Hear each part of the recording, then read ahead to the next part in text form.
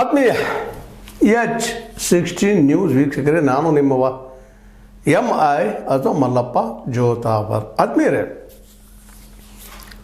ಬಿಹಾರ್ ಚುನಾವಣೆ ತಾರಕಕ್ಕೇರಿದ. BJP ಕಾಂಗ್ರೆಸ್ ನಾಯಕರು ಒಬ್ಬರ ಮೇಲೆ ಆರೋಪ ಪ್ರತ್ಯಾರೋಪ ಮಾಡ್ತಾ ಇದ್ದಾರೆ. ಮತ್ತು ಇಲೆಕ್ಷನ್ ಅಂದಾಗ ಇದು ನಡೆಯುವುದು ಕಾಮನ್ನಿನ.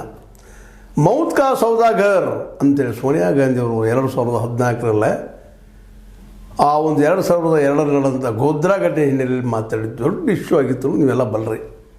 ಆ ವಿಷಯಗಳು ದೊಡ್ಡದು ಮಾಡೋದ್ರಲ್ಲಂತೂ BJP IT ಸೆಲ್ ಬಹಳ ಮುಂದೆ. ಈಗ ಅಂಥದ್ದೇ ಒಂದು ಬಿಹಾರದಲ್ಲಿ ಮತ್ತೆ ಆರೋಪ ಮಾಡ್ತಾ ಇದ್ದಾರೆ. ನಮ್ಮ ಕಾಂಗ್ರೆಸ್ಸಿಗರಂತ ಈಗ ಹೇಳ್ತಾ ಇದ್ದಾರೆ, BJPಗರು ಆರೋಪ ಮಾಡಿದರು, ಅಪಮಾನ ಮಾಡಿದರು. ನಮ್ಮ ಮೋದಿಯವರ ತಾಯಿಗೆ ಅಪಮಾನ ಮಾಡಿದರು, ಆ ಭಾಷೆ ಬಳಸಬಾರ್ದಾಗಿತ್ತು ಅಂತ ಏನೋ ಹೇಳ್ತಾ ಇದ್ದಾರೆ. ಅದು ಅವ್ರು ಅಂದರೆ ಬಳಸಿದ್ರೆ ಅದು ಬಳಸಬಾರ್ದು, ಅದರಲ್ಲಿ ಎರಡು ಮಾತಿಲ್ಲ. ಆದರೆ ಅದನ್ನು ಈಗ ರಾಜಕೀಯಕರಣಗೊಳಿಸುವಂಥ ಒಂದು ಕಲೆ ಅದಲ್ಲ BJPಯವ್ರದ್ದು, ಅದು ಅದ್ಭುತ. ಅದು ಲಾಭ ಹೆಂಗೆ ತೊಳ್ಬೋದು ಅಂತೇಳಿ ಹಿಂದೆ ಒಬ್ಬರು ಭಾಳ ಬುದ್ಧಿವಂತರು ಕಾಂಗ್ರೆಸ್ನಲ್ಲಿ ಅವರೇನೋ ಮಾತಾಡಿಬಿಟ್ರು, ಚಾಯವಾಲ ಅವರೇ ದೇಶ ಆಳ್ತಾರ ಅನ್ನುವಂಗೆ.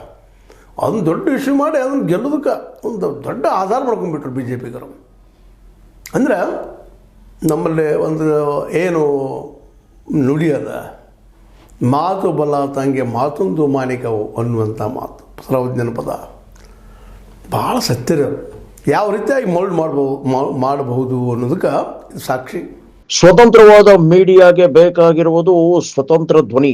ಆ ಸ್ವತಂತ್ರ ಧ್ವನಿ ಉಳಿಸಲು ನೀವು ಮಾಡಬೇಕಾದದ್ದು ಇಷ್ಟೇ. ಅದೇನಪ್ಪಾ ಅಂತಂತಂದ್ರೆ, ನಿಮ್ಮ ಕೈಲಾದಷ್ಟು ಸಹಾಯ ಈ ಚಾನಲ್ಗೆ ಮಾಡಿ ಹಾಗೂ ನಿಮ್ಮ ಧ್ವನಿಯನ್ನು ಕಾಪಾಡಿಕೊಳ್ಳಿ. ಈಗೇನವರು ಹೇಳ್ತಾ ಇದ್ದಾರೆ ಕಾಂಗ್ರೆಸ್ಸಿಗರು ಅಥವಾ ನಮ್ಮ RJD ಅವರು, ಇಲ್ಲ ಬಿಹಾರದಲ್ಲಿ ಸೋಲ್ತಾ ಇದ್ದಾರೆ ಮೋದಿಯವರು ಮತ್ತು ಅವರು ನಿತೀಶ್ ಕುಮಾರ್ ಅವರು, ಅದಕ್ಕೆ ಇದನ್ನೇನು ದೊಡ್ಡದು ಮಾಡ್ತಾ ಇದ್ದಾರೆ ಅಂತೇಳಿ. ಇರ್ಬೋದಿಲ್ಲ ಅಂತಲ್ಲ, ಯಾರು ಗೆಲ್ತಾರೋ ಯಾರು ಸೋಲ್ತಾರೋ. ಈಗಾಗಲೇ ನೀವು ಮಾಡೋತಿರುವಂಥ ಏನಪ್ಪ ಅಂದ್ರೆ ಮತದಾರ ಅಧಿಕಾರ